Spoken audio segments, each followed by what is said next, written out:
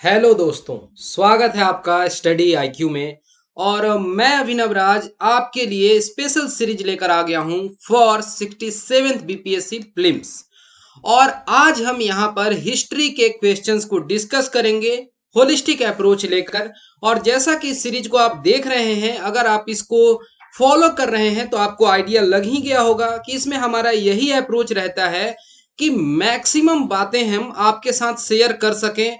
एक क्वेश्चन है उसको होलिस्टिक मैनर में डिस्कस करें, उसके बारे में जितना कुछ चर्चा हो सके उतना चर्चा कर दिया जाए, और एक आपको आइडिया लग जाए कि पुराने एग्जाम्स में पुराने बीपीएससी के सवाल जो हैं उनके क्या पैटर्न रहे हैं, कहाँ से क्वेश्चन पिक किए जाते हैं, बेसिकली बीपीएससी में क्या एक ट्रेंड फॉलो होता है, सब कुछ आइडिया लग जाता है। और ये समझने का शायद बेस्ट जो तरीका है वो एमसीक्यू पैटर्न ही है।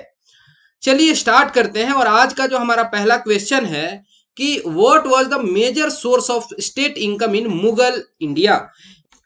यानी कि मेडिएवल इंडिया की बात हो रही है और उसमें भी मुगलों की, यानी कि बाबर के बाद, यानी कि पहली जो बैटल होती है पानीपत की, उसके बाद यहाँ पर जो मुगल साम्राज्य स्थापित हो जाता है, तो उनका जो सोर्स था, मेजर सोर्स क्या था स्टेट के इनकम का, यानी कैसे खर्च चलता था, पैसा कहां से आता था। चोरी करके, प्लंडरिंग करके, लूट करके, या रॉयल प्रॉपर्टी से, या लैंड रेवेन्यू से, या टैक्सेशन से, या इनमें से कोई नहीं, या एक से अधिक। मेजर सोर्स पूछा जा रहा है और इसका मेजर सोर्स जो है वो है लैंड रेवेन्यू। और आप देखेंगे कि लैंड रेवेन्यू हमेशा से एक इंपॉर्टेंट सोर्स रहा है इनकम का स्टेट के लिए। और वहां पर भी ये फॉलो हुआ है ट्रेंड। और जो जमींदार थे उनकी मेन यही ड्यूटी थी कि वो कलेक्ट करें टैक्सेज को, और उस पैसे को ले आके जमा कर दिया जाए सेंट्रल गवर्नमेंट के पास, यानी जो हेड अथॉरिटी है उसके पास। और ये जो जमींदार थे ये बिचौलिया थे, एक तरीके से इंटरमीडिएरीज थे। और यहाँ पर हम देखते हैं कि फिर वो जो है ना, लोकल हेडमैन वगैरह थे ग्राम पंचायत के लेवल पर, या फिर पावरफुल चिफ्टेंस वगैरह थे, उनको ये सारी रिस्पॉन्सिबिलिटी दी जाती थी ग्रास रूट लेवल पर। और कहीं कहीं ये भी देखा गया कि आगे चल के इनको बहुत ज्यादा पावर भी दिया जाता है। तो ये सब कुछ आपको एक ट्रांजिशन देखने को मिलता है। और ये एक तरीके से आप बता सकते हैं कि मेजर सोर्स रहा है हमेशा से। जो पैसा पहले कलेक्ट होता था, यानी जो रेवेन्यू कलेक्ट होता था पहले, वो होता था काइंड में, यानी कि अगर कोई फूड ग्रेन्स उपजाया है तो वही दे दो। आगे चल के ये भी सिस्टम लाया गया, मनसबदार क्या व्यवस्था किया गया, यहाँ पर कैश में ट्रांजैक्शन होने लगे, पे भी किया जाता था मनसबदार को कैश में। तो ये सब कुछ लैंड रिफॉर्म्स वगैरह देखने को मिलते हैं। और जब अकबर का रेन आता है तो वहां पर एक बहुत इंपॉर्टेंट नाम निकल के आता है, राजा टोडरमल का। और राजा टोडरमल जो है वो लैंड रिफॉर्म्स के लिए जाने जाते हैं। और ऐसा नहीं है कि वो केवल अकबर के साथ काम किए हैं, बल्कि अकबर से पहले वो शेर शाह सूरी के साथ भी काम किए हैं। और उस समय में एक बार ढंग से, मतलब राजा टोडरमल के द्वारा से, मतलब पूरा असेसमेंट किया गया था लैंड का। जो भी रेन था, जो भी रीजन था, जितना असेसमेंट हो सके, कहां पर किस तरीके की भूमि है, कितनी प्रोडक्टिव जमीन है, एवरी मिनट डिटेल्स जो है वो कलेक्ट किए गए थे। Question number 2, who among the following ruler from the Ilbari dynasty died of injuries while playing horse polo, जिसको चौगान कहते थे। और ये व्यक्ति जो है, ये राजा है, उसकी डेथ होती है लाहौर में। अब आपके लिए ये इंपॉर्टेंट है जानना कि क्या आप इस डायनेस्टी को जानते हैं। तो देखिए, आप स्लेव डायनेस्टी जानते हैं, और उसकी शुरुआत जो की गई है कुतुबुद्दीन ऐबक के द्वारा की गई थी। ये वही व्यक्ति है जिसके द्वारा कुतुब मीनार का शुरुआत किया गया बनाने का। इंसेप्शन जो है कुतुबुद्दीन ऐबक के द्वारा किया गया। तो यही वो व्यक्ति हैं जो घोड़े से गिर गए पोलो, हॉर्स पोलो खेलते हुए, चौगान खेलते हुए, और इनकी डेथ हो जाती है। इसके बाद इनके सन इन लॉ, या कह लें कि स्लेव जो थे, जिनका नाम इल्तुतमिश है, वो टेक ओवर करते हैं और वो सुल्तान बन जाते हैं। तो 2 का सही जवाब क्या होगा? ऑप्शन नंबर बी, यानी कुतुबुद्दीन ऐबक। अब यहां पर यह भी इंपॉर्टेंट है जान लेना कि एक नाम आ रहा है आपके सामने यहाँ पे, रजिया सुल्तान।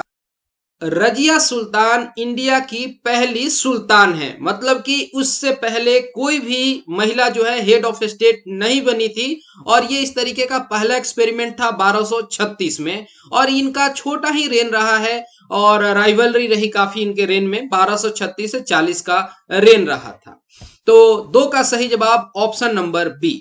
1210 की बात है, जब चौगान खेलते हुए लाहौर में डेथ हो जाती है कुतुबुद्दीन ऐबक की, और he was the first Muslim king in India. और इसके द्वारा ही इलवरी डायनेस्टी की इंसेप्शन की जाती है, शुरुआत की जाती है। कई बार इस डायनेस्टी को स्लेव डायनेस्टी के नाम से भी जानते हैं, गुलाम वंश कहते हैं। Question number 3, which of the following historical events is the first in chronology. अब यहां पर कुछ घटनाएं दी गई हैं, और यहां पर ऑप्शन ई ऐसे कई बार आपको दिख जाता है कि इसका कोई तुक नहीं है। हो सकता है कि एक ही सेम डेट पर दो घटनाएं होंगी, तभी यहां पर ये ऑप्शन ई प्रासंगिक है, रेलेवेंट है। लेकिन कई बार ऐसे बीपीएससी में आपको ऑप्शंस दिखते हैं जहां पर कि आपको लगेगा कि ये ऑप्शन ई जो है बिल्कुल रेलेवेंट नहीं है, लेकिन स्टिल ये दिया हुआ है। लाइक मेरे दिमाग में क्वेश्चन आ रहा है कि क्वेश्चन ये था कि इनमें से कौन सा ग्रीन हाउस गैस का चीफ कंपोनेंट है, या मेजर सबसे बड़ा कंट्रीब्यूटर कौन है, ऐसा है सवाल।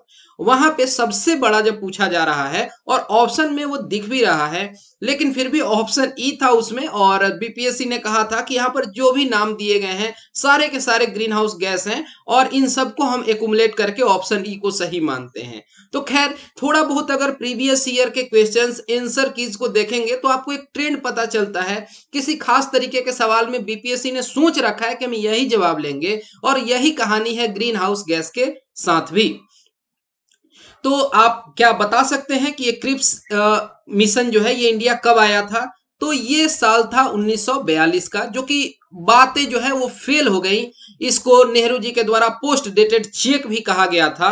इसी तरीके से ये होम रूल लीग जो है इसकी शुरुआत 1916 में होती है। दो तरीके के होम रूल लीग आपको देखने को मिलते हैं, एक एनी बेसेंट के द्वारा जो स्टार्ट किया गया, और एक जो कि बाल गंगाधर तिलक के द्वारा। अब यहां पर बाद में मर्जर हो जाता है, और ये होम रूल लीग वगैरह जो है, ये जो कंसेप्ट है वो कांग्रेस के साथ भी मर्ज हो जाता है कांग्रेस के लखनऊ सेशन में 1916 में। लखनऊ सेशन बहुत इंपॉर्टेंट था क्योंकि वहां पर गरम दल और नरम दल का मर्जर हुआ था, और यही वो सेशन है जहां पर कि मुस्लिम लीग को लेकर एक म्यूचुअल कंसेंसस भी बन पाया था। क्या आप बता सकते हैं कि लखनऊ सेशन के प्रेसिडेंट कौन थे? वो कौन से व्यक्ति थे जिन्होंने उस सेशन की अध्यक्षता की थी? तीसरा, यहां पर आप देख पा रहे हैं खिलाफत मूवमेंट, और ये है सन 1919। नॉन कोऑपरेशन और खिलाफत, पूरा कहानी आप जान रहे हैं। ऑटोमन एम्पायर, और वहां पर जो इस तरीके से जो ऑटोमन साम्राज्य के जो हेड थे, पूरे दुनिया के मुस्लिम जो हैं उनको अपना रिलीजियस हेड मानते थे, खलीफा मानते थे, लेकिन उनके पोस्ट को हटा दिया गया था। और इसी के बगावत में इंडिया में भी यहाँ पर खिलाफत मूवमेंट जो है देखने को मिलता है। और गांधी इरविन पैक्ट ये 1931 का है, जिसके बाद कांग्रेस तैयार होती है कि वो यहां से round table conference, second round table conference में शामिल होगी। और यहां पर कई तरीके के अग्रीमेंट्स भी किए गए थे, लिकर वगैरह को लेकर, सॉल्ट को लेकर। जो भी यहाँ पर इंडिया के मतलब कि जो रेवोल्यूशनरीज थे जो अरेस्ट किए गए थे, जो पॉलिटिकल फिगर्स थे जो अरेस्ट किए गए थे, उनको छुड़ाने के लिए, और भी बहुत सारी बातें थी, वो पूरा कहानी। तो अब क्या आप बता पाएंगे कि सही जवाब इसका क्या होगा? इसका सही जवाब होगा option number B, home rule league. 1916 की बात है। तो इस तरीके से आपको एलिमिनेशन का सहारा लेना पड़ेगा, या आप इस तरीके से अगर फर्म तरीके से पढ़े हैं, चीजों को डिटेल्ड वे में पढ़े हैं, एनालाइज करके पढ़े हैं, तो आप कहीं भी नहीं फंसेंगे। मुश्किल से मुश्किल सवाल जो दिखेगा, लेकिन आप उसको क्रोनोलॉजी के हिसाब से अरेंज करें और सही जवाब तक पहुंच सकते हैं। Question number 4, who is considered as the father of civil service in India, या सिविल सर्विसेज कह लीजिए, कि यहां पर जो सिविल सर्विसेज की शुरुआत है वो किसके द्वारा की गई थी, या किस व्यक्ति को डेजिग्नेट किया गया है कि ये पिता हैं जो भारत में प्रशासनिक सेवाएं शुरू हुई हैं? Lord Mayo, Lord Dalhousie, Lord William Bentinck, या लॉर्ड कॉर्नवालिस? और ऑप्शन ही है इनमें से कोई नहीं, या एक से अधिक। तो देखिए यहाँ पर जो भारत में सिविल सर्विसेज की नींव है, फाउंडेशन है, वो वॉरेन हेस्टिंग्स के द्वारा जरूर रखी गई थी, लेकिन वो बैड शेप में था टेक्निकली। लेकिन लॉर्ड कॉर्नवालिस जो है जब ये रेन में आते हैं तो यहाँ पर हम देखते हैं कि वो जो सिविल सर्विसेज का पूरा परफॉर्मा है उसको रेशनलाइज किया जाता है, मॉडर्नाइज किया जाता है, और इस वजह से कॉर्नवालिस को कहा जाता है father of Indian civil services. अब यहाँ पर यह भी इंपॉर्टेंट है आपके लिए जान लेना कि कॉर्नवालिस के समय में जुडिशियल रिफॉर्म्स भी हुए हैं, पुलिस रिफॉर्म्स भी हुए हैं, पुलिस चौकी वगैरह का जो स्ट्रक्चर है वो सब कुछ जो है सुधारा गया। और उस समय दो तरीके के सिविल सर्विसेज होते थे, एक जो कहलाते थे कन्वेनेंटेड और दूसरे थे अनकन्वेनेंटेड। कन्वेनेंटेड जो है केवल और केवल यूरोपियंस के लिए थे, मतलब कि इंग्लिश पर्सनल्स ही उस पोस्ट पर रह सकते थे और वो हायर पोस्ट होते थे गवर्नमेंट में। और इंडियंस को इस तरीके के सिविल सर्विसेज में एंट्री देने के लिए, उनको इनकरेज करने के लिए लोअर रैंक पर गवर्नमेंट जो है ये सब कुछ कर रही थी और ये सब कुछ कंसीडर किया जाता था अनकन्वेनेंटेड सिविल सर्विसेज के अंतर्गत। ओके, और बाद में ये सब कुछ हम देखते हैं कि काफी इसमें सुधार होता गया और अभी का जो सिविल सर्विसेज का स्ट्रक्चर है कहीं ना कहीं उसी का एक सुधरा हुआ रूप है, बहुत ज्यादा उसमें समय के साथ चेंजेस हुए हैं। Question number 5, which of the following was not a significant event during Lord Chelmsford tenure. अब इसके लिए जरूरी है कि आपको टेन्योर पता हो कि ये व्यक्ति कब से कब तक इंडिया में रहा है, और ये गवर्नर जनरल और वाइस राय के तौर पर ये जो रेन रहा है 1916 से लेके 1921 तक का रहा है, ये 5 वर्षों का रेन रहा है। अब जो घटनाएं इस समय में नहीं हुई होंगी वो उसके टेन्योर में नहीं हुई, सिंपल सी बात है।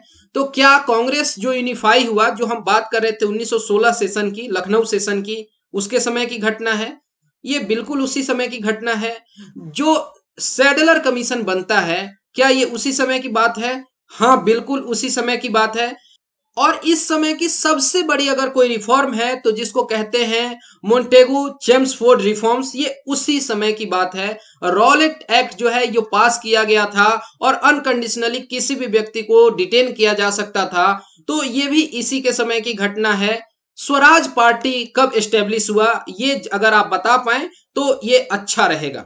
स्वराज पार्टी जो है 1 जनवरी 1923 को जो है ना ये फॉर्म होता है, और यहाँ पर कांग्रेस के बीच में ही कुछ कन्फ्लिक्ट्स हो जाते हैं, और यहाँ पर जब गांधी जी सस्पेंड कर देते हैं जो ऑन गोइंग हमारी एनसीएम होती है, और क्यों कर देते हैं सस्पेंड, तो चौरी चौरा इंसिडेंट के बाद। तो ये चौरी चौरा इंसिडेंट कब का है, डेट याद रखिएगा, 12 फरवरी 1922 गोरखपुर का घटना है, जहां पर कि कई पुलिस वालों को जिंदा जला दिया गया था, संख्या 22 है।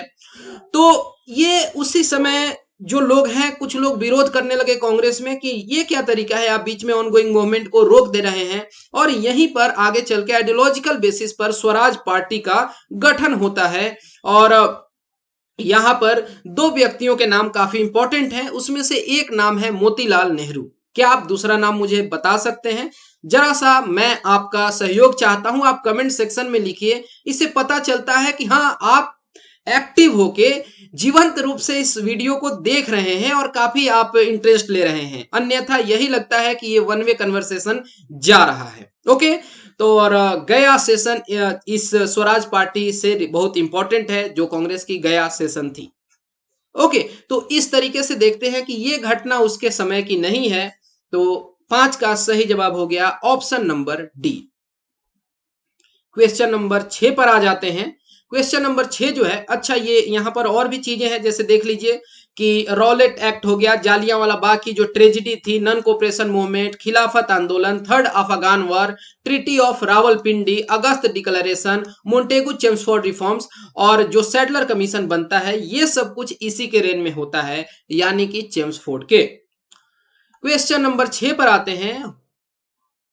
महात्मा गांधी को किसने सबसे पहले फादर ऑफ द नेशन कहा था?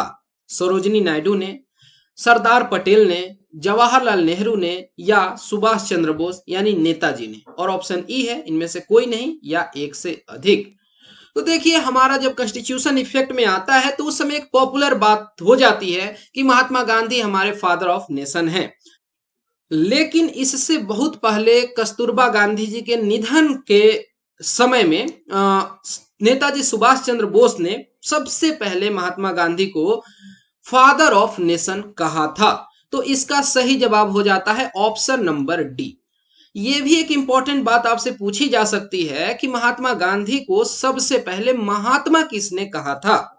तो जब महात्मा गांधी जी साउथ अफ्रीका से रिटर्न होके आते हैं तो जो इंडिया में आयुर्वेदिक फार्मेसी के फाउंडर होते हैं जिनका नाम है रासासल जीवराम शास्त्री, जो कि रॉयल फिजिशियन थे, प्रिंसली स्टेट जो है गोंडाल का, वहां के वो फिजिशियन थे और उनके द्वारा ही सबसे पहले महात्मा गांधी जी को महात्मा कह के मतलब कि एड्रेस किया गया। और ये सब कुछ जो महात्मा कह के ऑनर किए गांधी जी को, क्योंकि गांधी जी का जो एक रोल रहा साउथ अफ्रीका में 1908 से 14 के बीच में जो एक्टिव पार्टिसिपेशन दिखाए हैं, इसको लेकर उन्होंने महात्मा कहा था, यानी कि जीवन राम शास्त्री। अगले सवाल पे चलते हैं। क्वेश्चन नंबर 7 आपके सामने ये रहा, who was elected the second satyagrahi for the personal satyagraha movement by Mahatma Gandhi.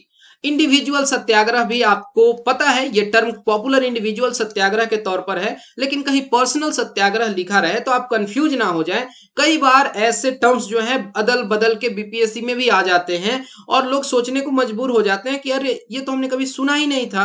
तो वहां कंफ्यूज नहीं होना है, आप इंडिविजुअल सत्याग्रह जानते हैं और महात्मा गांधी जी के द्वारा ये शुरुआत की गई थी, क्योंकि वो जो दौर था वर्ल्ड वॉर 2 का दौर था और गांधी जी नहीं चाहते थे कि एक मास मूवमेंट किया जाए। लेकिन उस समय अंग्रेजों को परेशान करना ठीक नहीं है, क्योंकि वो ऑलरेडी वॉर में इन्वॉल्व है। बट अपनी नाराजगी को जाहिर करने के लिए एक गांधी के द्वारा रास्ता अपनाया गया कि हम यहाँ से इंडिविजुअल सत्याग्रही को भेजेंगे, ये शहर शहर जाएंगे और अपना जो नाराजगी है ब्रिटिश हुकूमत तक पहुंचाएंगे। और इस समय लोग इकट्ठे होंगे, गैदरिंग होगी, तो लोग मैसेज समझेंगे, साथ ही साथ सरकारें भी इस बात को समझ पाएंगी। और इस दौरान अगर सत्याग्रही अरेस्ट होंगे तो इससे लोगों का जो सेंटिमेंट है नेशनलिज्म को लेकर वो और मतलब मजबूत होगा। इसी को देखते हुए आचार्य विनोबा भावे जो हैं उनको सबसे पहला सत्याग्रही बनाया गया था 17 अक्टूबर 1940 को। और जवाहरलाल नेहरू जो है वो सेकंड सत्याग्रही थे और थर्ड सत्याग्रही जो है उनका नाम है ब्रह्मदत्त। तो इसका सही जवाब क्या हो जाएगा? Option number A Jawaharlal Nehru, क्योंकि आपसे सेकंड सत्याग्रही पूछा गया है। और इसी समय एक नारा दिया गया था दिल्ली चलो का। दिल्ली चलो का जो नारा है उसी समय दिया गया है, यानी ऑनवर्ड टू दिल्ली मूवमेंट। तो दिल्ली चलो मूवमेंट अगर आपसे पूछ लिया जाए तो आप इंडिविजुअल सत्याग्रह मूवमेंट के साथ कनेक्ट करते हुए बता सकते हैं। अब ये सब कुछ जब आप पढ़ रहे होते हैं, सुन रहे होते हैं, तो पैरेलली दिमाग में ये आ जाना चाहिए कि इंडिविजुअल सत्याग्रह जब हो रहा था इंडिया भर में, तो बिहार में कौन से व्यक्ति थे जो कि इसमें पार्टिसिपेट कर रहे थे, सत्याग्रही चुने जा रहे थे या चुने गए थे। तो बिहार में इंडिविजुअल सत्याग्रह की शुरुआत होती है 28 नवंबर 1940 को। और श्री कृष्ण सिंह जो आगे चल के बिहार के पहले चीफ मिनिस्टर भी बनते हैं, तो ये पहले सत्याग्रही चुने गए थे बिहार के। और इनको जेल में भेज दिया गया था 9 महीनों के लिए। अनुग्रह बाबू जो हैं, अनुग्रह नारायण सिंह, वो सेकंड सत्याग्रही थे बिहार से और इनको भी अरेस्ट कर लिया गया था पटना में जब वो एक स्पीच डिलीवर कर रहे थे। इसी तरीके से गया में जो सत्याग्रही थे उनका नाम था गौरी शंकर सिंह और ये सत्याग्रह के लिए स्पीच जो है उन्होंने दिया था, डिलीवर किया था 4 दिसंबर 1940 को। यहाँ पर एक दो नाम और भी देख लें, जैसे सिलाव एक जगह है, काफी इंपॉर्टेंट है, सिलाव का खाजा मशहूर है, जीआई टैग मिला हुआ है उसको। और ये बिहार के नालंदा डिस्ट्रिक्ट में आता है सिलाव। तो सिलाव के श्याम नारायण सिंह जो हैं, इन्होंने इंडिविजुअल सत्याग्रह परफॉर्म किया था 9 दिसंबर 1940 को। और कुछ महिलाओं का भी एक्टिव पार्टिसिपेशन रहा था इस पूरे इंडिविजुअल सत्याग्रह में, जैसे कि गया में प्रियंबदा देवी का नाम बहुत फेमस है, जगत रानी देवी का नाम है और इसी तरीके से जानकी देवी। ये तीनों की तीनों महिलाएं जो हैं वो अरेस्ट कर ली गई थी उस दौरान। और दुमका के क्षेत्र में महादेवी केसरीवाल ये बहुत फेमस हैं, इन्हें भी अरेस्ट कर लिया गया था। तो इंडिविजुअल सत्याग्रह के बारे में इतना आपके पास इंफॉर्मेशन रहेगा तो शायद आप कोई भी क्वेश्चन गलत नहीं करेंगे। Question number 8, bombs and pistols do not make a revolution, the sword of revolution is sharpened on the waiting stone of ideas. ये स्टेटमेंट किसका है? यानी सही तौर पर इस बात को समझा जाए तो कहने का यही मतलब है कि दुनिया में हमेशा से दो शक्तियां रही हैं, लेकिन हमेशा जो है ना कलम जो है मजबूत पड़ा है, भारी पड़ा है तलवार पर, वायलेंट वाले मीन्स पर। और यहां पर भी यही बात की जा रही है कि क्रांति जो है, जो उसको शार्पेन किया जाता है, विचारों से किया जाता है। तो ये एक बहुत बड़े विचारक का स्टेटमेंट है। क्या आप उनका नाम बता सकते हैं? इकबाल, भगत सिंह, सुभाष चंद्र बोस, लाला लाजपत राय, या इनमें से कोई नहीं, या एक से अधिक? तो सही जवाब है option number B, Bhagat Singh. और इन्होंने अपनी राइटिंग में ये बात कही थी। और भगत सिंह को शहीद ए आजम भी कहा जाता है, जिसका मतलब होता है किंग ऑफ मार्टर्स। तो ये कुछ एक इंपॉर्टेंट बातें हैं जो आपको मालूम होनी ही चाहिए। इसके साथ हिंदुस्तान रिपब्लिकन आर्मी वगैरह का जिक्र जो है इसके साथ आ ही जाएगा। जब यहाँ पर बॉम्ब की बात आई है तो मेरे दिमाग में एक और पॉइंट आ गया। यहाँ पर एक आर्टिकल लिखा गया था, बहुत फेमस आर्टिकल है क्रांति के समय का, द फिलॉसफी ऑफ बॉम्ब। क्या आप बता सकते हैं कि ये किसकी रचना है? तो ये रचना है वागवती चरण वोहरा जी की। और इसी के साथ थोड़ा सा हम देख लें, हिंदुस्तान रिपब्लिकन एसोसिएशन एचआरए जिसको कहते हैं, ये स्टेब्लिश की गई थी 1924 में। और उसके फाउंडिंग मेंबर्स थे राम प्रसाद बिस्मिल, सचिंद्र नाथ सान्याल, और भी बहुत सारे लोग थे इसमें। और इनके नाम आप काकोरी कॉन्स्पिरेसी से भी कनेक्ट करते हुए देखते हैं। साथ ही आगे चल के ये हिंदुस्तान सोशलिस्ट रिपब्लिकन एसोसिएशन बन जाता है 1928 में। और एचएसआरए को सही ढंग से ऑर्गेनाइज किया गया था चंद्रशेखर आजाद जी के द्वारा। चलते हैं आगे और क्वेश्चन नंबर 9 को देखते हैं। यहां पर आपको बताना है कि इसमें से वो कौन से किंग हैं जो कि समकालीन थे, कंटेम्पररी थे अलेक्जेंडर के। आजाद शत्रु, पुरु, चंद्रगुप्त, धनानंद, या इनमें से कोई नहीं। अब इस क्वेश्चन को ध्यान से देखिएगा तो आप समझ सकते हैं कि ये जो धनानंद है, ये वो व्यक्ति हैं जो मगध पर रूल कर रहे थे जब अलेक्जेंडर इंडिया विजिट कर रहा है, जब इंडिया को अटैक करने के मूड में है। तो यहां पर धनानंद तो बिल्कुल समकालीन थे ही, साथ ही साथ एक और राजा है, राजा पुरु। ये भी उस समय थे। राजा पुरु को अरेस्ट कर लिया गया था अलेक्जेंडर के द्वारा, लेकिन बाद में उनकी बहादुरी को देखते हुए जो यह ना उन्हें छोड़ दिया जाता है और बाद में मित्रता भी अलेक्जेंडर के द्वारा कर ली जाती है राजा पुरु से। तो इस सवाल का सही जवाब हो जाएगा ऑप्शन नंबर ई, यानी more than one of the above is correct. और अब देखिए इस किस समय की बात है, यहां पर ध्यान दीजिएगा। यहां पर एक नाम है चंद्रगुप्त मौर्य का, ठीक है। तो चंद्रगुप्त मौर्य भी समकालीन थे और ये उसी समय में जब धनानंद को हटा के चंद्रगुप्त मौर्य आके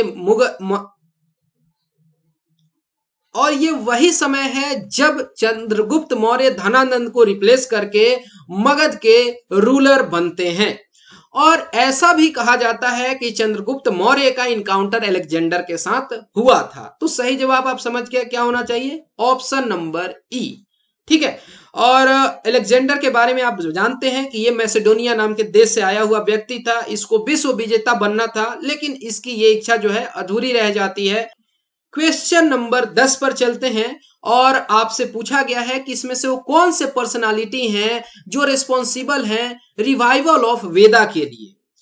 मतलब कि वो कौन से व्यक्ति हैं जिनके वजह से फिर से एक बार वेदा जो है उसके प्रति लोगों का ध्यान आकर्षित होता है। रामकृष्ण परमहंस, रामानुज, स्वामी दयानंद सरस्वती, या स्वामी विवेकानंद। ऑप्शन ही है इनमें से कोई नहीं, या एक से अधिक। इसका सही जवाब है ऑप्शन नंबर सी, स्वामी दयानंद सरस्वती। स्वामी दयानंद सरस्वती के द्वारा ही आर्य समाज की स्थापना की गई थी 1875 में, और इनका ही कहना था बैक टू वेदास। सरस्वती ने ही सबसे पहले ये स्वराज जो टर्म है इसका भी कंसेप्ट दिया था। इनके द्वारा आर्य समाज की स्थापना की गई और इनके द्वारा एक बहुत इंपॉर्टेंट बुक लिखी गई है जिसका नाम है सत्यार्थ प्रकाश। बचपन का इनका नाम मूल शंकर था।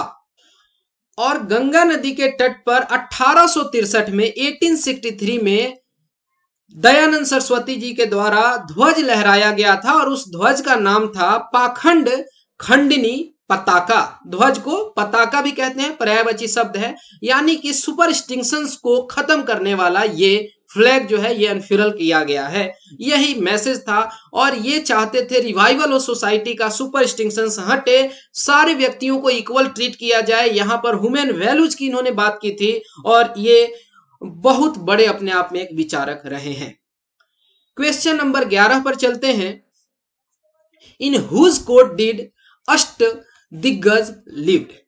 जैसे कि आप देखते हैं कि अकबर के कोर्ट में नवरत्न हुआ करते थे, इसी तरीके से कहीं पर अष्ट दिग्गज हुआ करते थे। वो किसके कोर्ट में थे? छत्रपति शिवाजी के, या फिर कृष्णदेव राय, या फिर चंद्रगुप्त द्वितीय, या फिर हर्षवर्धन, या ऑप्शन ई इनमें से कोई नहीं, या एक से अधिक। तो सही जवाब है ऑप्शन नंबर बी यानी कृष्णदेव राय। क्या आप बता सकते हैं इस तरीके से जो काउंसिल ऑफ मिनिस्टर्स थी छत्रपति शिवाजी की, उन काउंसिल ऑफ मिनिस्टर्स को क्या कहा जाता था?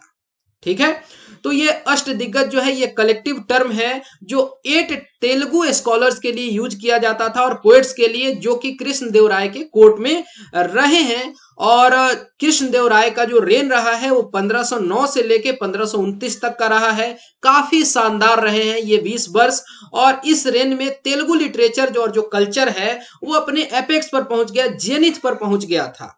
और उस समय विजयनगर को कई बार विद्यानगर कहा गया है क्योंकि हर तरफ जो है ना शिक्षा की बात हो रही थी।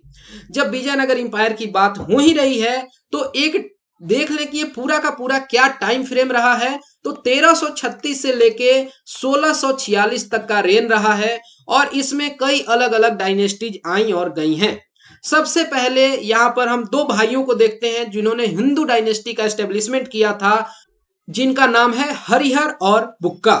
और यहाँ पर जो डायनेस्टी रूल की हैं, संगम डायनेस्टी, सुलुव डायनेस्टी, तुलुव डायनेस्टी और अराविडु डायनेस्टी। कृष्णदेव राय बहुत इंपॉर्टेंट फिगर है यहाँ पर, इनके कन्क्वेस्ट वगैरह को आप जानते हैं। रायचूर का रीजन है, जियोग्राफी के हिसाब से रायचूर का जो द्वाब है काफी इंपॉर्टेंट है, यानी तुंगभद्रा और कृष्णा नदी का वो द्वाब का क्षेत्र होता है। और वो एक काफी एबल एडमिनिस्ट्रेटर थे कृष्णदेव राय। साथ ही साथ उन्होंने बड़े बड़े टैंक्स बनाए और नहरें बनाई गई उनके द्वारा इरिगेशन के लिए। और इन्होंने नेवल पावर भी डेवलप किया है, मेंटेन किए हैं फ्रेंडली रिलेशंस ये पोर्टुगीज और अरब्स के साथ। और रेवेन्यू इन्होंने अपना गवर्नमेंट का जो है वो भी बढ़ाने का काम किया था। आर्ट एंड आर्किटेक्चर को पेट्रोनाइज किए और भी बहुत सारे इनके द्वारा इंपॉर्टेंट काम किए गए। और इनके अष्ट दिग्गज में आपने एक नाम जरूर ही सुना होगा, तेनाली रामाकृष्ण का, यानी जिसे तेनाली राम भी कहा जाता है, जिन्हें तेनाली राम कहा जाता है। और 1565 जो समय है 1565 का, 1565 एडी, तो विजयनगर में एक बहुत इंपॉर्टेंट युद्ध है। काफी कमजोर हो गए थे सक्सेसर्स कृष्णदेव राय के और वो बैटल था तालीकोटा का, राकश तंगड़ी भी उसे कहते हैं। क्वेश्चन नंबर 12 पर आ जाते हैं। The Mauryan emperor Ashoka's reign was characterized by. वहां पर किन बातों का ध्यान आपको रखना होगा जब अशोक के रेन की बात करते हैं? तो क्या वो ऑनेस्ट प्रोक्लेमेशंस थे और पॉजिटिव बिहेवियर थे वहां पर, या वहां पर हम देखते हैं कि ब्रुटलिटी की बात होती है और वहां पर कोई भी इस तरीके का वेलफेयर का काम नहीं होता है, या ऑपरेसिव और टोटलिटेरियन गवर्नमेंट देखने को मिलता है, या यहाँ पर एक्सपेंसिव मॉन्यूमेंट्स और बिल्डिंग्स केवल बन रहे थे? आपको डिसाइड करना है और सही बात बताना है। तो इसका सही जवाब है ऑप्शन नंबर ए, यानी कि ऑनेस्ट प्रोक्लेमेशंस एंड पॉजिटिव बिहेवियर। और यही वो समय है जबकि शांति की बात की गई थी, पीसफुल कोएग्जिस्टेंस की बात की गई थी, और यहां पर जितने भी तरीके के वॉर टूल्स थे इनको त्यागने की बात की गई थी। अशोक कैप्चर कर लिए थे कलिंगा को, जो आज का ओडिशा है। बहुत ब्लडशेड हुआ था और उसके बाद उनका हृदय परिवर्तन हो जाता है।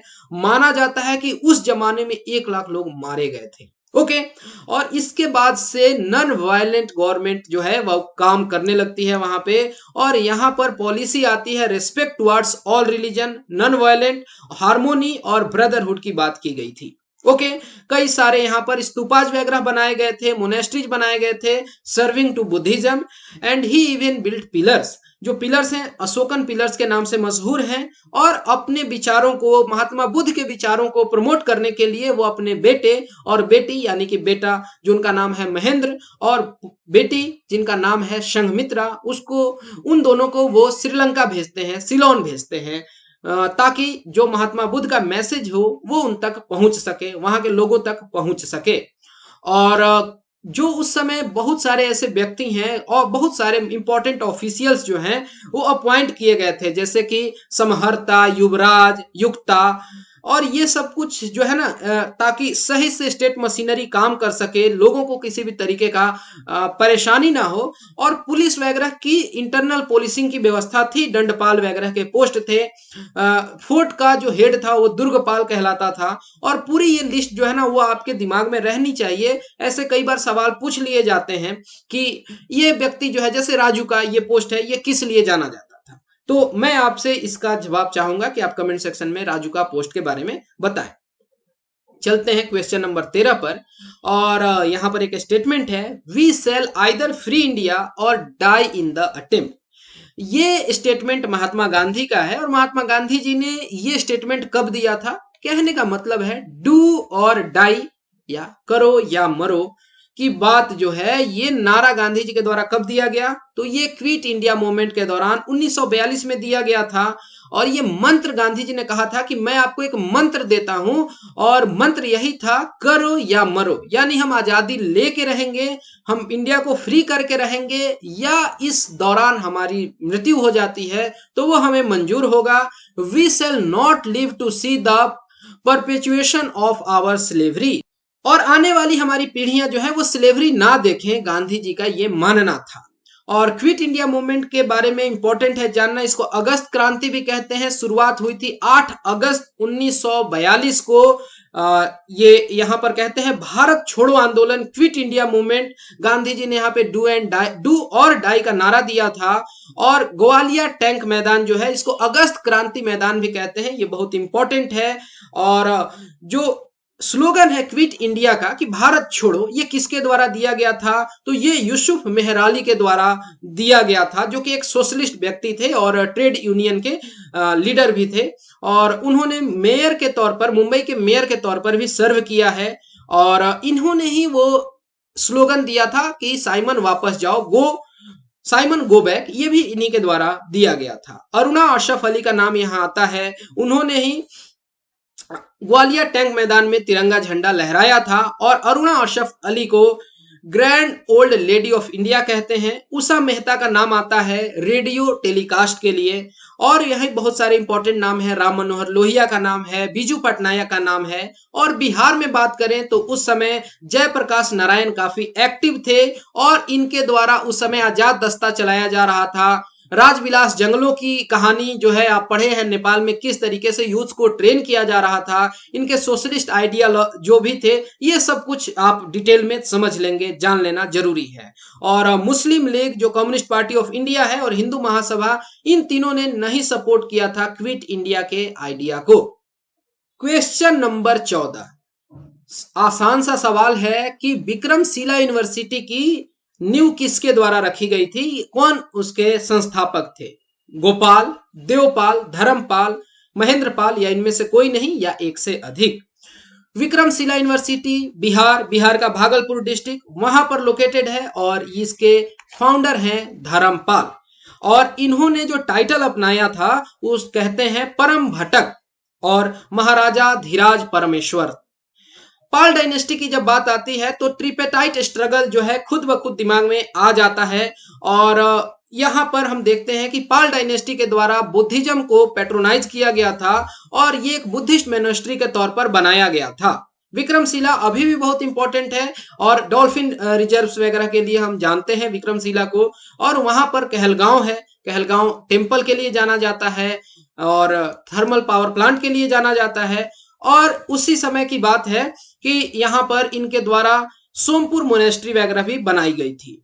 और भी बहुत सारे डेवलपमेंट्स हैं पाल डायनेस्टी के। बीपीएससी में तो एक सेपरेट सा मेंस का टॉपिक ही होता है पाल आर्किटेक्चर, कला शैली, सब कुछ आता है। पाल आर्ट कहना, आर्किटेक्चर कहना सही नहीं होगा, पाला आर्ट। और पाल डायनेस्टी की जो शुरुआत है गोपाल के द्वारा की जाती है। ये वहां के लोगों द्वारा अनइन्वेस्टली चुने गए थे और इनका रेन रहा है 750 से 770 एडी का। बाद में इनके पुत्र धर्मपाल और उसके बाद देवपाल, महिपाल, इस तरीके से इंपॉर्टेंट रूलर्स रहे हैं। और इतना इंफॉर्मेशन काफी है इस क्वेश्चन के लिए। क्वेश्चन नंबर 15 पर चलते हैं कि ये बुक किसके द्वारा लिखी गई है। The problem of rupee, Dadabhai Naoroji, doctor B R Ambedkar, PC Mahalanobis या doctor Manmohan Singh. Option E इनमें से कोई नहीं और सही जवाब है option number B, doctor B R Ambedkar. The problem of rupee जो है ये इनके द्वारा लिखी गई है। अभी हाल फिलहाल में केबीसी में भी ये सवाल पूछा गया था एक बार और ये इनके थीसिस का पार्ट था। जो डॉक्टरेट कर रहे थे उस समय उनका ये थीसिस का हिस्सा रहा है। और ये भी कई बार अगर सवाल पूछ लिया जाए कि जो आरबीआई की शुरुआत होती है इंडिया में, वो किसके द्वारा ये आइडिया प्रपोज किया गया था, तो वो अंबेडकर साहब के द्वारा ही आइडिया प्रपोज किया गया था। ड्रेन ऑफ वेल्थ पर, रुपया पर, समस्या पर कई सारे लोग जो हैं लिखते आए हैं और इसकी शुरुआत जो है ड्रेन ऑफ वेल्थ थ्योरी की, ये दादा भाई नौरोजी के द्वारा दी गई थी और उनके बुक का नाम था poverty and un British rule in India. Question number 16 पर आ जाते हैं। विच of the following rock cave display Hindu, Buddhist and Jain style of architecture. यानी एक केव है जहां पर आपको हिंदू, बौद्धिस्ट और जैन स्टाइल ऑफ आर्किटेक्चर नजर आता है। कौन सा केव है वो? अजंता, एलिफेंटा, एलोरा, कार्ले या इनमें से कोई नहीं या एक से अधिक। और इसका सही जवाब है option number C, Ellora. Buddhism के तो बहुत सारे हैं, हिंदुइज्म से कैलाश टेम्पल आप जान रहे हैं और जैनिज्म के भी बहुत सारे इंस्टेंसेज हैं। और आप जानते हैं अजंता और एलोरा के केव्स यूनेस्को वर्ल्ड हेरिटेज में शामिल हैं, औरंगाबाद डिस्ट्रिक्ट महाराष्ट्र में है। और ये जो केव्स हैं, यानी हम एलोरा की बात कर रहे हैं, तो राष्ट्रकूट डायनेस्टी के रूलर्स के द्वारा बनाए गए हैं 750 एडी से लेकर 950 एडी के बीच में। और यहाँ पर 34 हिल्स हैं जिनको कार्व करके 34 बौद्धिस्ट मोनेस्ट्री जो हैं, चैत्य बनाए गए हैं, हिंदू टेम्पल्स और जैन एबोट्स भी हैं। ये सब कुछ जान लिए। अजंता के बारे में जान लेना थोड़ा जरूरी है कि ये जो केव्स बनाए गए हैं, मैं एलोरा नहीं अजंता की बात कर रहा हूं, 200 बिफोर क्राइस्ट से लेके 650 एडी तक इसमें काम हुआ है। और कहा जाता है कि अजंता केव्स जो है, जो बौद्धिस्ट मॉन्क्स वगैरह के लिए बनाए गए थे, और उसमें एक बहुत अहम रोल कहा जाता है वक्त का किंग हरिसेन का। ठीक है। पेंटिंग जो है वहां पर फ्रेस्को पेंटिंग्स वगैरह नजर आते हैं। बुद्धिज्म के अराउंड थीम है और 1983 में वर्ल्ड हेरिटेज साइट में लिस्ट किया गया था। और एलोरा को भी हम देख लें तो ये भी सह्याद्री रेंज में लोकेटेड है और इसमें 34 केव्स हैं, 17 जो है ब्राह्मणिकल्स हैं, 12 जो है बौद्धिस्ट हैं और 5 जैन केव्स हैं। अगर संख्या में जानना चाहें तो 5वीं एडी से लेके 11वीं सेंचुरी एडी तक ये सारा इसमें काम किया गया। अजंता के तुलना में ये न्यू है, नया है। और यहाँ पे बहुत सारे गिल्ड्स जो हैं देखने को मिलते हैं कि विदर्भ के क्षेत्र से है, कर्नाटक के क्षेत्र से और तमिलनाडु के क्षेत्र से। यानी यहाँ बहुत तरीके की डाइवर्सिटी जो है वो रिफ्लेक्ट होती है। यूनेस्को हेरिटेज में ये 1983 में शामिल हुआ था। और यहाँ पर केव नंबर 16 का कैलाश टेम्पल सबसे इंपॉर्टेंट है। सह्याद्री रेंज का नाम आया तो ये वेस्टर्न घाट्स को ही कहते हैं और सह्याद्री रेंज जो है महाराष्ट्र में लोकेटेड है। नीलगिरी हिल्स जो है ये कर्नाटका, तमिलनाडु में, और अनामलाई हिल्स और कार्डेमम हिल्स केरला में है। ये वेस्टर्न हिल्स के ही, वेस्टर्न घाट्स के ही अलग अलग रीजनल नेम्स हैं। हाईएस्ट पिक जो है अनाईमुडी है और ये पेनिनसुलर इंडिया का भी हाईएस्ट पिक है। क्वेश्चन नंबर 17 पर आ जाते हैं। Kalinga war caused a change of heart of Ashoka. ये हमने अभी देखा था और वहां पर जो बेरी घोष था उसको धम घोष से रिप्लेस कर दिया गया था। इस कंटेक्स्ट में पूछा जा रहा है कि ये धम घोष क्या था? कंकेस्ट बाय प्रिस्ट या कंकेस्ट थ्रू वॉर या वॉर फॉर रिलीजियस एम या कल्चरल कंक्वेस्ट या इनमें से कोई नहीं। इसका सही जवाब है option number D, cultural conquest था ये। ओके। और कल्चरल कंक्वेस्ट से उसको रिप्लेस कर दिया गया। मैंने अभी आपको पूरी कहानी बताई थी महेंद्रू की और संघमित्रा की, तो आप देख सकते हैं कि ये काफी इंपैक्टफुल रहा उनका रेन। क्वेश्चन नंबर 18 पर चलते हैं। यहाँ हर्ष चरित्र की बात की जा रही है, यानी वो पुस्तक जो हर्ष यानी राजा हर्षवर्धन के चरित्र को दर्शाती है। ये बायोग्राफी है राजा हर्षवर्धन की, जो कि कनौज के राजा हुआ करते थे। तो ये किसके द्वारा हर्षचरित्र जो है लिखी गई? कालिदास के द्वारा, या शूद्रक के द्वारा, या बाणभट्ट के द्वारा, या अशोक घोष के द्वारा, या इनमें से कोई नहीं, या एक से अधिक? तो ये उनके ही रॉयल कोर्ट पोएट के द्वारा लिखी गई है, जिनका नाम है बाणभट्ट। ओके, कादम्बनी भी इन्हीं के द्वारा लिखी गई है। और हर्षचरित के कंपोजर जो है बाणभट्ट, इन्होंने संस्कृत में लिखा है हर्षचरित को। ये कोर्ट पोएट थे हर्षवर्धन के। अशोक घोष जो है ये कुषाण डायनेस्टी के समय में थे, कनिष्क के रेन में थे। और अशोक घोष ने क्लासिक संस्कृत में लिखा है बुद्ध चरित्र, सरिपुत्र प्रकरण और भी बहुत कुछ इन्होंने लिखा है। साथ ही साथ जो यहाँ पर शूद्रक की बात आती है, तो इन्होंने एक बहुत अच्छी सी प्ले लिखी है जिसका नाम है मृच्छकटिका।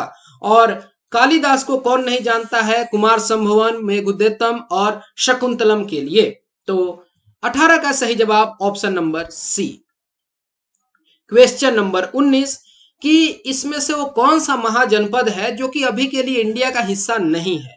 पंचाल, मत्स्य, शूरसेन, गंधार, या इनमें से कोई नहीं?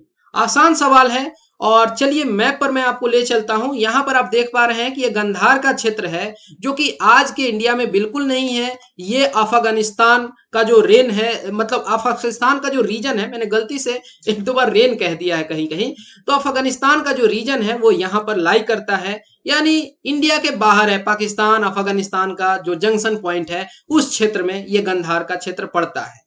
तो कंधार और कंबोज दो ऐसे ये महाजनपद हैं जो कि इंडिया के बाहर हैं। बाकी सारे के सारे ये 16 महाजनपद देख रहे हैं, 14 प्लस 2, इस तरीके से 16 हैं। और इनका जिक्र हमें अंगुत्तर निकाय में मिलता है। इसमें सबसे इंपॉर्टेंट और सबसे मजबूत जो निकल कर सामने आता है महाजनपद, वो है मगध।